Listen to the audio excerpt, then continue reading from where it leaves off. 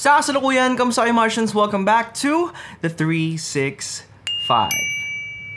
So Martians, napakalupit po na mangyayari for tomorrow's vlog. But for today's vlog, bibigyan ko kayo ng isang malupit, hindi naman malupit, isang simpleng tour for, ipapakita ko sa inyo yung routine na ginagawa ko day before bago tayo mag-shoot.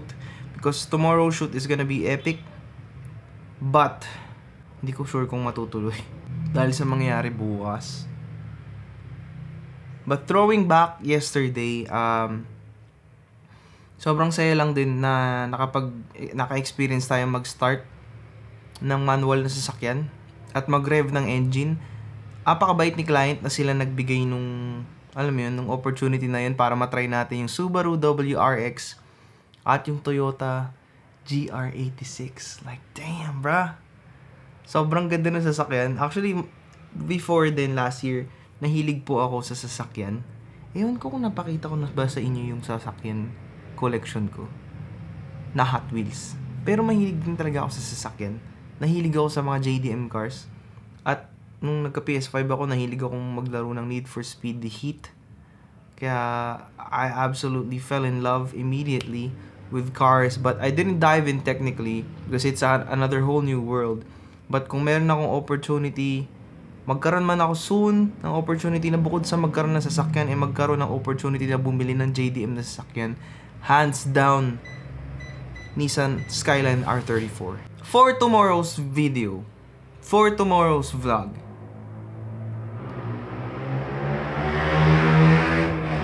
padaanin muna natin yung motor.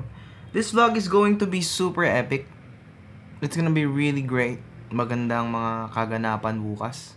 So, parang natutuwa ako dahil hindi natin pinaplano ang araw-araw pero may ganap araw-araw at alam mo yung nag-spark yung isip ko na okay, may magagawa naman pala akong vlog.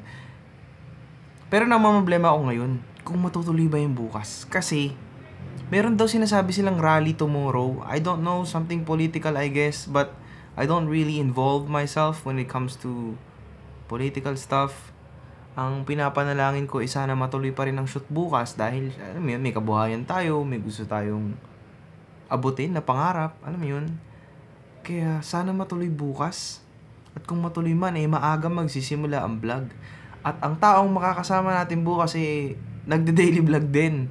At yung mga makakasama natin bukas, basta, mapapanood yun naman. So, alam mo yun, excited ako. But for today, bibigyan ko kayo ng super duper quick tour kung ano ba usually ginagawa ko bago mag-start or preparation ko day before palagi ng mga gantong klaseng shoot. Ang una kong ginagawa nagbubraho ako ng files, nagpo-format at nag-check ng cards at binabackup lahat ng dapat kong i-backup kasi yun ay pinaka-essential. Kaya sa mga hindi nagba-backup dyan bago mag-shoot, hindi marunong pa mag-delete ng files kasi may backlog, isa lang masasabi ko, be responsible and clear your shit. Kasi, alam mo yun, an empty SD card means an empty mind who has a lot of thinking to do on the spot. But in most cases, honestly, mag-clear kayo ng SD card, mag-clear kayo kasi para hindi kayo mag-overlap ng mga files. At dumating kayo sa punto na kailangan nyo mag-delete ng onting clips na baka hindi nyo sinasadyang kailangan nyo from your previous shoot. Yun ang importante. Mag-delete, mag-backup, mag-format.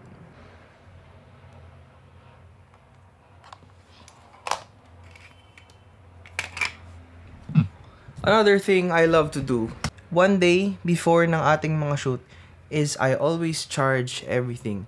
Ilaw, battery ng camera, battery ng drone, battery ng Osmo, battery ng gimbal, lahat ng pwede mong i-charge mo at least 24 hours before ng shoot mo. Huwag kang maghahabol, huwag kang magagahol, at huwag kang mag-charge on the spot. Pwede ka naman mag-charge on the spot, pero diretso yun sa ganap ng shoot mo. But in my case, everything is charged. I make sure everything gets done. And another thing na kailangan nyong i-make sure is ayusin nyo gamit nyo. And by that, I mean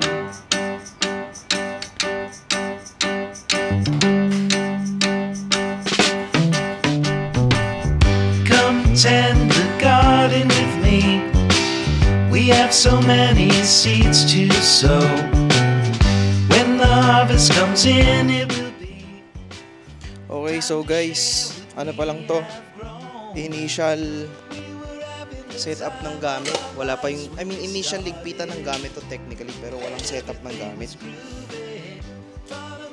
Kailangan natin i-organize lahat. Pati ilaws. From the start.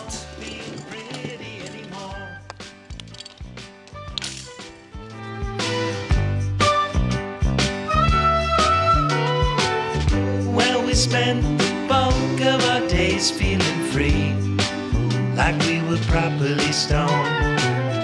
Till you liked every Ilaw natin. Paborito nating ilaw na Night FS 300. Ilaw number 2, Godox ML100 by.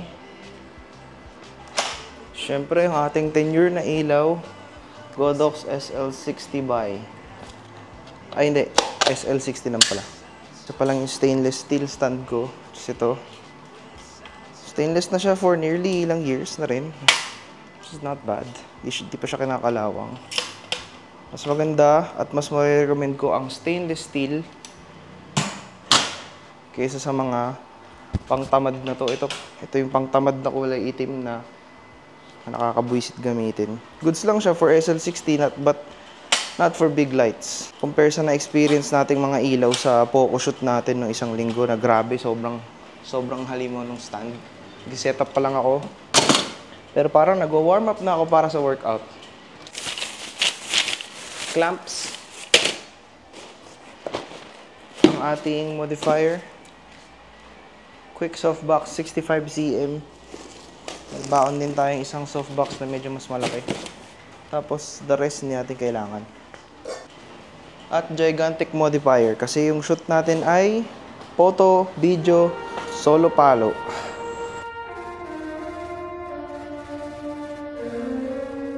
So guys, ito yung tinatawag kong calm before the storm. At pag sinabi kong calm before the storm, ito yung precious moment, precious hour. Ito rin yung precious minute na meron akong i-spend para sa sarili ko, para mag-internalize bago yung pinaka-araw ng shoot.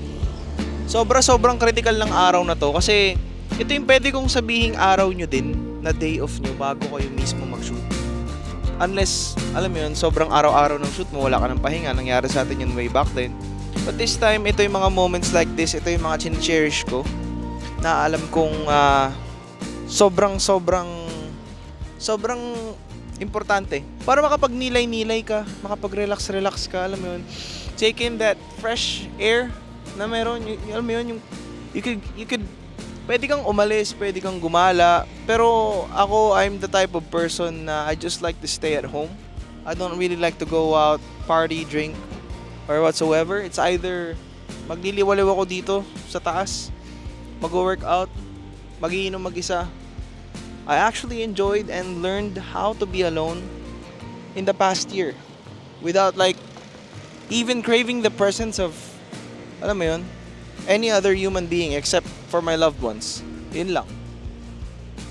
Time lapse. Ito yung moments na alam kong makakalma lang ako. Dito sa isang corner, alam mo yun, magre-relax ka lang talaga. It's either tumakbo ka dun sa loob, sa treadmill, or mag-relax ka dito sa napakagandang hangin at view. Kasi ito talaga yung pinaka-sikreto sa, alam mo yun, sa shoot. It's either today was gonna be a perfect day na magsisimba sana ako pero hindi ko nagawa kasi nga sobrang pagod ko, hindi ako nagising ng maaga. Kasi siguro on a different vlog, ipapakita ko sa inyo yung totoong routine ko pag Sunday. Na taon lang na galing tayo sa isang shoot itong Saturday. Laging ganun kasi nangyayari sa akin. Pag busy ako ng Saturday, bagsak ako ng Sunday. Kung busy ako ng Monday, bagsak ako ng Tuesday, or depende sa grind na tatahakin natin ng lamig. Sana hindi na mawala yung gantong lamig. Sabihin na naman ng girlfriend ko, ang dal mo sa vlog. Eh, talaga, daily vlogger nga tayo eh. But anyways guys, yun nga. The greatest advice I can give you guys, a day before the shoot, do what makes you feel calm and relax. kumalma kayo sa isang tabi, manahimik kayo, mag-internalize kayo, mag-mantra kayo. Alam mo yun? Kasi kailangan kalmado ka, kailangan fresh ka, kailangan relax ka bago ka sumabak sa shoot na alam mong medyo mahirap at matindi. Dahil makikisalamuha ka sa mga taong hindi mo naman kilala at kailangan mong mag-internalize. You have to be you have to be relaxed. Kailangan wala kang bit-bit na problema. Kailangan ikaw ay ikaw. Yun ang masasabi ko.